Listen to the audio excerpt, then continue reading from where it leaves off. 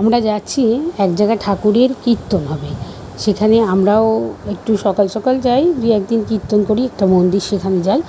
আর এই দিদিদের সঙ্গে আলাপ হয়েছে, তাই দিদিরাও বলেছেন যে তোমরাও আসবে, তাই সেখানে কীর্তনে যাচ্ছি।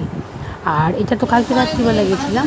আর আজকেও কালকে একজন কাকু এসে নেমন্তন্ন করে গেছেন, ওনাদের বৈষ্ণব সেবা হবে শাশুড়ি মাকে আর আমাকে। সত্যি কথা আমার খুব ভালো লাগে এই নিমন্ত্রণগুলো পেতে। বেশি ঠাকুরের নাম, আমার ঠাকুরের নাম বেশ ভালো লাগে। আজকে এটা দেখাই, আজকে যেখানে যাব সেটা আবার ভিডিওটা পরে দেখবেন। সকল ভালো থাকবেন, সুস্থ থাকবেন। ওখানে যাওয়া আসা করবে, যদি অসুবিধা হবে